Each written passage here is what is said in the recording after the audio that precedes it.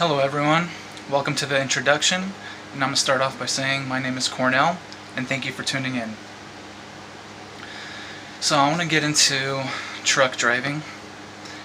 I've had my license since 2009, but I didn't really get involved with driving because as soon as I got out of school I just turned 21, and my biggest problem was just trying to find a job. They said that they accepted students fresh out of the school, and I applied to several different companies, but a lot of them said that to have at least 6 months over the road experience or to be 25, or I just heard a variety of reasons and kind of got discouraged at the time. I'm like, well, I'm not finding any work, so I went through a couple of temp agencies and they lined me up a couple of jobs that required your Class A license. So I had a gig. I was doing pre-trips and washouts for tractors, or for trailers, and I was doing pre-trips on tractor trailers. There were reefer trailers, and I got somewhat experience, but it was only a temp job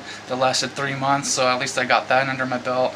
And also I had another project when I had to connect the tractor trailer, dock the trailers, and have them loaded so when drivers come they're good to go. So that lasted about a month. That was also another temp job, so I had fun doing that, but like I said, it was difficult for me to land an actual Class A job. So I kind of got discouraged, so I was just kind of bouncing from job to job through this temp agency, figuring out what I wanted to do. So fast forward a few years later, or quite a few years later, after doing odd jobs, in 2016, back up, in 2015 I got involved with vinyl records.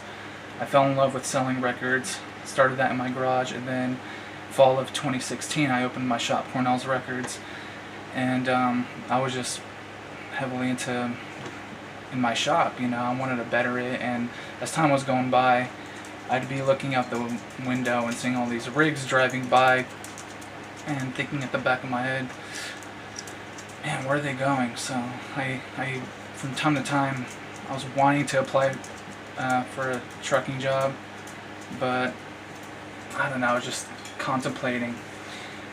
So yeah, I went and did that. I made up my mind this spring. I'm like, you know what? I'm going to close my shop, 4th of July. That was my last day. And I want to drive for a company, and there was this one company that I'm not going to talk about right now, but I'll make my next video will be about that company and who I'm going to go with. One company stuck in the back of my head since 2011. I did an East Coast run. It was about 8 days. I went out to Pennsylvania from California, and then down to El Paso and then back. So I was out for 8 days, and it was an awesome experience. But the guy that I went with was an Indian guy. He was awesome, but I didn't really understand him. What's up, buddy? Basically, it was just I couldn't do that job because there was a lack of communication, and I feel the most important things in a career as a truck driver is communication and, you know, safety. Communication with your dispatcher, broker, whoever. But yeah, and when we were down in Ontario, close to LA, Los Angeles area, and I was waiting in line for the restroom, and I spoke to someone. I'm like, hey, are you on the road? Just small talk. And he's like, yeah, it's my second week in training.